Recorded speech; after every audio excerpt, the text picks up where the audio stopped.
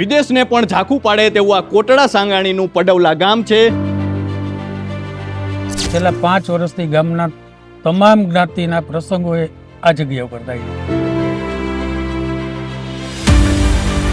મારી પાછળ જે તમને દ્રશ્યો દેખાતા હશે તે દ્રશ્યો છે ઓપન જીમ અને ગાર્ડનના, અને હું જે જગ્યાએ ઊભો છું તે ગામડું છે. વોલીબોલનું ગ્રાઉન્ડ છે, ક્રિકેટ માટેનું ગ્રાઉન્ડ બનાવવામાં આવ્યું છે.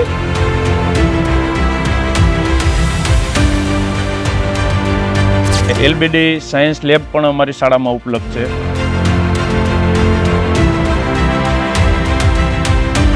આ જે ફુવારા છે એ અમે મેડ ઇન જર્મનથી અમે કરેલા છે. આની અંદર પાણી પીવા માટે કોઈ વ્યક્તિની જરૂર ન પડે. ખાલી મોટરની સ્વિચ ચાલુ કરીએ, અમારે ટોટલ 38 ફુવારા છે. એ ઓટો આખું બધું પી જાય. પેલા 10:30 નાસ્તો આપવામાં આવે. નાસ્તો કરી અને તમામ બાળકો છે એ પ્રેયર કરે, પ્રાર્થના કરે.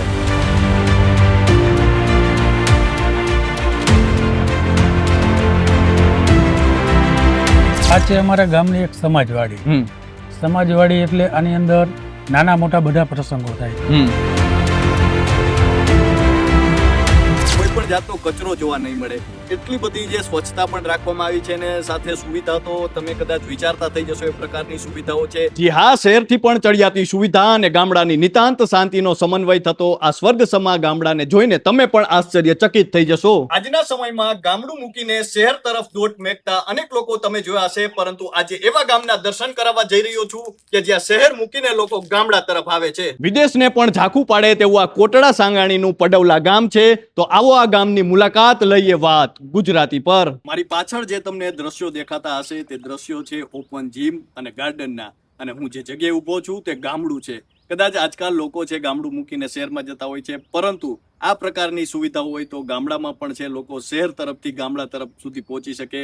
ત્યારે આપણી સાથે ઉપસરપંચ જોડાયા છે, તેમની સાથે વાત કરીએ. શું કહેશો કે સૌપ્રથમ તમારું નામ કહો ને ત્યારબાદ આ સુવિધાઓ કદાચ ખૂબ નવાઈ લાગે, કારણ કે ગામડામાં આ પ્રકારની સુવિધાઓ, તો શું શું સુવિધાઓ છે અને આપના વિશે જણાવો. મારું નામ છે કિરણસિંહ બાજોટી જાડેજા. આ અમારું બાલ ભવન છે, પડવડા ગ્રામ પંચાયત સંચાલિત. એટલે અહીંયા hockey strict, open gym, garden, છોકરા માટેના હિંચકા, એટલે સવારમાં વહેલા ઉઠીને કસરત કરવી તો સ્ટ્રીટ લાઇટ. એટલે આવી બધી સુવિધા સિટીમાં ન હોય એવી ગામડામાં અમે આપેલી છે. તો તમે આ જોઈ રહ્યા છો કે આ આખી હોકી સ્ટ્રીક છે, સામે ઓપન જીમ છે, બેઠક વ્યવસ્થા છે, છોકરા રબરના હિંચકા છે, સ્ટ્રીટ લાઇટો છે.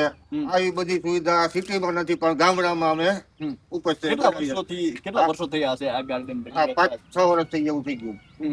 એટલે 5-6 વર્ષથી આ પ્રકારે સુવિધાઓ, અને કોઈ ગ્રામજનોને આવવું હોય તો ગમે ત્યારે ના કોઈ ટાઈમ નથી. સવારમાં વહેલા ઉઠીને આવે તો એના માટે સ્ટ્રીટ લાઇટ ફિટ કરી દીધી, એટલે વહેલું આવે તો એને કઈ તકલીફ ન પડે, અંધારામાં પણ કઈ તકલીફ ન પડે, દિયાતમાં પછી પણ તકલીફ ન પડે. એટલે સતત લોકો માટે ઓપન જ છે. તો તમે જોઈ શકો છો આ સુવિધાઓને, જે તમને દ્રશ્યો દેખાડું છું આ એ ગાર્ડન છે, અને સાથે જે પ્રકારની સુવિધાઓ છે ઓપન જીમ છે. કદાચ આ પ્રકારના દ્રશ્યો ગામડામાં તમે ક્યારેય નહીં જોયા હોય, પરંતુ આ પડવલા ગામ છે અને આ પ્રકારની સુવિધાઓ છે આપવામાં આવી છે. તો હાલ આપણે જે સ્થળ ઉભા છીએ શું છે સરપંચ સાહેબ? આ છે અમારા ગામની એક સમાજવાડી. સમાજવાડી એટલે આની અંદર નાના મોટા બધા પ્રસંગો થાય. અને આ વાડીની અંદર દરેક જ્ઞાતિના કોઈ પણ વ્યક્તિનો નાનો મોટો પ્રસંગ હોય તો એ આ જગ્યા ઉપર થાય છે. વાહ. અને આ એક અમારે ટ્રસ્ટ સંચાલિત છે. અમે લોકોએ ગામ લોકોએ એક ટ્રસ્ટ બનાવેલું છે, જન Abhyuday education and charitable trust. વાહ. એટલે એના દ્વારા અમે આનું સંચાલન કરીએ છીએ. એટલે કોઈ પણ એવો પ્રસંગ હોય તો બધો અહીંયા જ થઈ જાય છે. લગ્ન પ્રસંગ હોય, સગાઈ હોય, કોઈ મરણનો પ્રસંગ હોય. મારે છેલ્લા 5 વર્ષથી ગામના તમામ જ્ઞાતિના પ્રસંગોએ આ જગ્યા ઉપર થાય છે.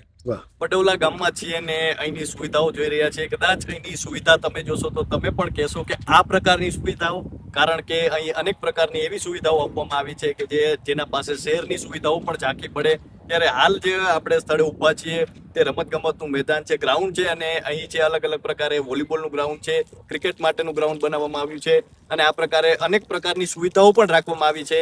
તો તેના વિશે વાત કરીએ. શું કહેશું કે આ પ્રકારનું ગ્રાઉન્ડ એ પણ ગામડામાં, અને જે પ્રકારે ઓટોમેટિક ફુવારાઓ અમે જોઈ રહ્યા છીએ, ખૂબ નવાઈ લાગે છે. સૌપ્રથમ તો આ કઈ રીતે બનાવવામાં આવ્યું, અને અહીં શું શું રમત માટેના મેદાનો છે? આ જગ્યા અમારી જે છે એ ગ્રામ પંચાયત સંચાલિત સ્પોર્ટ્સ સંકુલ ગ્રાઉન્ડ છે. આ ગ્રાઉન્ડ ની અંદર મેઇન આપ જોઈ ક્રિકેટ ગ્રાઉન્ડ, બિલકુલ. બીજું છે વોલીબોલ ગ્રાઉન્ડ, ત્રીજું અમે બોક્સ ક્રિકેટ ગ્રાઉન્ડ બનાવવા જઈ રહ્યા છીએ. એટલે એવી રીતે બધા યુવાનોને હાલના સમયમાં જે મોબાઈલની પાછળ પડેલા છે રાત દિવસ, એ બધા યુવાનો સાંજે 5 વાગ્યાથી લઈ રાતના 11-12 વાગ્યા સુધી રમતા હોય. વોલીબોલ છે, બીજી રમતો રમતા હોય. એટલે કુદરતી વાતાવરણ એને મળે, સ્વાસ્થ્ય માટે સારું રહે. પછી રમત ગમત ક્ષેત્રે આગળ જાય. અમારા ગામની અંદર ઘણા બધા યુવાનો છે, એ ક્રિકેટ, વોલીબોલ, હોકી એના સારા એવા પ્લેયર છે, પણ એને પ્લેટફોર્મ મળતું નથી. તો આ એક એમને પ્લેટફોર્મ મળે એના માટે અમે ગ્રામ પંચાયત બનેલો દ્વારા અમે શરૂઆત કરી. એના માટે ગ્રાઉન્ડ બધા યુવાનો આની અંદર રમી શકે. ખાસ કરીને ફુવારા જોઈને નવાઈ લાગે. આ પ્રકારની સુવિધાઓ આમ જોઈએ તો ગામડામાં તો ન જ જોવા મળે કદાચ, પણ આ કઈ રીતે ગોઠવવામાં આવી? આ જે સ્પ્રિંકલર જે ફુવારા જે છે એ આખા ઓટો છે. આની અંદર પાણી પીવા માટે કોઈ વ્યક્તિની જરૂર ન પડે. ખાલી મોટરની સ્વિચ ચાલુ કરીએ. અમારે ટોટલ 38 ફુવારા છે. એ ઓટો આખું બધું પી જાય. ખાલી 45 મિનિટમાં આખું ગ્રાઉન્ડ પાણીથી પી જાય. અને આ જે ફુવારા છે એ અમે મેડ ઇન જર્મન થી મંગાવેલા છે. એ બધું સર્વે કરી, જ્યાં લાગેલા હતા ત્યાં અમે રૂબરૂ જે વિઝિટ કરી અને બધી તપાસ કરી એના બરોબર છે. ત્યાર પછી અમે જર્મનથી આ ફુવારા મંગાવેલા છે. ખાસ કરીને અહીં બાથરૂમની ને પણ સામાન્ય સુવિધાઓ આપણને સામાન્ય લાગે, પરંતુ એ પ્રકારની પણ ખૂબ સારી સુવિધાઓ રાખવામાં આવી છે. તો એના વિશે શું કહેશો? બીજી શું શું સુવિધાઓ? સુવિધાની અંદર અમારે એક તો મેઇન વસ્તુ પાણી છે.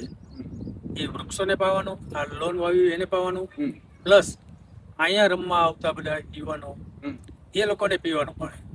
પછી એ લોકો માટે ટોયલેટની વ્યવસ્થા છે, લેડીઝ અને જેન્ટ્સ બંનેની અલગ અલગ ટોયલેટની વ્યવસ્થા છે. પ્લસ અમારે સ્ટોર રૂમ છે, એ સંપ છે પાણીનો. ત્યાર પછી અમારું કન્સ્ટ્રક્શન ચાલુ છે, આપણે જોઈ રહ્યા છો. ત્યાં એક મોટો હોલ બને છે, એટલે એમાં ડ્રેસિંગ રૂમ થશે, એક સ્ટોર રૂમ થશે, પ્લસ એની ઉપર સ્લેબની ઉપર પણ જગ્યા આપણે ઉપયોગમાં લેવી પડે. એટલે એની ઉપર અમે કોમેન્ટરી બોક્સ બનાવવાના છીએ, અને એ સ્લેબ ઉપર સિટિંગ વ્યવસ્થા, બેઠક વ્યવસ્થા, લોકોને મેચ લાઈવ નિહાળવા માટે એક સિટિંગ વ્યવસ્થા. તો આ બધી તમને સુવિધાઓ જે દેખાડી રહ્યો છું, તેમાં એક વાત મને હજુ એ પણ લાગે છે કે અહીં કોઈ પણ એક પણ તમને કાગળ જોવા નહીં મળે, કોઈ પણ જાતનો કચરો જોવા નહીં મળે. એટલી બધી જે સ્વચ્છતા પણ રાખવામાં આવી છે, અને સાથે સુવિધા તો તમે કદાચ વિચારતા થઈ જશો એ પ્રકારની સુવિધાઓ છે. પાણી પાવા માટે કોઈ પણ વ્યક્તિની જરૂર નથી. પાણી છે સતત ચાલુ રહે છે. જ્યારે ચાલુ કરવામાં આવે ત્યારે ફુવારા ઓટોમેટિક છે, અને આખા ગ્રાઉન્ડમાં છે તે પાણી પવાઈ જાય છે. તે રીતે આપણે જોઈએ તો જે વોલીબોલ માટેનું ગ્રાઉન્ડ છે, અને જે બાથરૂમની ને એવી સામાન્ય સુવિધાઓ છે તે પણ રાખવામાં આવી છે. કદાચ એક સરપંચ વિચારે તો ગામડું છે ક્યાં લેવલ સુધી જઈ શકતું હોય છે, તેનું આ જીવંત દ્રષ્ટાંત છે. હાલ આપણે શ્રી પડવલા પ્રાથમિક શાળામાં છીએ, અને ત્યારે અહીંના પ્રિન્સિપાલ આપણી સાથે જોડાઈ ચૂક્યા છે. તો આવો તેમની સાથે વાત કરીએ. સૌપ્રથમ તો સાહેબ, શું નામ છે આપનું? અને સૌપ્રથમ તો આ શાળા વિશે જાણવું છે. અમે એન્ટર થયા અને જે પ્રકારના દ્રશ્યો જોયા, કદાચ આજકાલ આવા દ્રશ્યો ઓછા જોવા મળે છે, એ પણ આ સરકારી શાળા છે, અને સ્માર્ટ ક્લાસરૂમ ને બધું અમે જોઈ રહ્યા છીએ. તો સૌપ્રથમ આપના વિશે અને આ શાળા વિશે થોડી માહિતી આપો. મારું નામ અતુલભાઈ કાનગડ છે. જી. હું અહીં ઓક્ટોબર 2024 થી એચટાટ મુખ્ય શિક્ષક તરીકે ફરજ બજાવું છું. અને શાળાની વાત કરીએ તો આ શાળાની સ્થાપના 1959માં થઈ છે, અને ત્યાર પછી ઉત્તરોત્તર શાળાને ગામનો પૂરતો સહયોગ મળતો, અને હાલની સ્થિતિમાં એસઓઈ અંતર્ગત શાળા આખી ડેવલપ થઈ છે. શાળાની અંદર 6 થી 8ના ત્રણેય વર્ગમાં સ્માર્ટ ક્લાસ છે. ઓકે. બાકીના તમામ વર્ગની અંદર બાળકોને જે પાયાનું શિક્ષણ મેળવવા માટે જરૂરી સાધનો હોય છે એ પૂરતા છે. અને શાળાનું વાતાવરણ અમારું ખૂબ સરસ છે, સ્ટાફ એક્ટિવ છે, અને બાળકોને પણ ખૂબ સારી રીતે અહીંયા અભ્યાસ કરવાની મજા આવે છે. અને આ જે બધી વસ્તુ છે એની અંદર અમારી એસએમસી અને ગામના આગેવાનો, સરપંચશ્રી, ઉપસરપંચશ્રી અને તમામ ગામનો આની અંદર સહયોગ રહેલો છે, કારણ કે આ જે બધું ભગીરથ કાર્ય છે એ એકલા હાથે ન થાય. અમે અમારી ફરજ છે એ નિષ્ઠાથી બજાવીએ, પણ ગામનો સહયોગ હોય અને યોગ્ય વાતાવરણ હોય તો શાળા છે એ સંપૂર્ણપણે સોળે કળાએ ખીલી ઉઠે. ખાસ કરીને કઈ કઈ એવી સુવિધાઓ છે જે આમ જોઈએ તો અહીં તમે આપો છો વિદ્યાર્થીને અલગ જ આખું માહોલ જોવા મળે છે, તો કઈ કઈ સુવિધાઓ છે? સુવિધાની વાત કરીએ તો શાળા સમય અમારો 10:30 થી શરૂ થાય છે. 10:30 અમારા બાળકો અહીંયા પ્રવેશ કરે એટલે 10:30 પહેલા જ પીએમ પોષણ યોજના અંતર્ગત અને મુખ્યમંત્રી અલ્પાહાર યોજના અંતર્ગત પેલા 10:30 નાસ્તો આપવામાં આવે. નાસ્તો કરી અને તમામ બાળકો છે એ પ્રેયર કરે, પ્રાર્થના કરે. એટલે પ્રાર્થના બાદ 11:20 થી અમારા ક્લાસ શરૂ થાય અને ક્લાસની અંદર તમામ બાળકોને તેની વયકક્ષા અનુરૂપ યોગ્ય એને સંદર્ભ સાહિત્ય, મોટા ધોરણ છે 6 થી 8 તેની અંદર સ્માર્ટ ક્લાસ દ્વારા શિક્ષણ, પેલા શિક્ષક એને ભણાવે અને ત્યાર પછી પુનરાવર્તન માટે આપણે સ્માર્ટ ક્લાસનો ઉપયોગ કરી. અને એલબીડી સાયન્સ લેબ પણ અમારી શાળામાં ઉપલબ્ધ છે કે જેમાં 6 થી 8 ના તમામ પ્રયોગો હોય બાળકો અને પ્રેક્ટિકલ એના સાયન્સ ટીચર કરાવી શકે. અને નાના ધોરણ છે તેની અંદર પણ 2 અમારા ડિજિટલ ટીવી છે કે જેના માધ્યમથી બાળકોને થોડુંક વધારાનું એને જ્ઞાન શિક્ષક આપી શકે. ત્યારબાદ 1:30 વાગે અમારી શાળાની અંદર મધ્યાહન ભોજનનું ભોજન હોય છે, મુખ્ય ભોજન. એ ભોજનની રિસેસ દરમિયાન બાળકોને સરકારશ્રી તરફથી આપવામાં આવેલ અઠવાડિક મેનુ મુજબ યોગ્ય પૂરતા પ્રમાણમાં પૌષ્ટિક એને ભોજન મળી રહે અને રિસેસ પૂર્ણ થાય ત્યાર પછી અમારું બીજું સેશન ચાલુ થાય. આ રીતે આખા દિવસની અમારી સ્કૂલ હોય.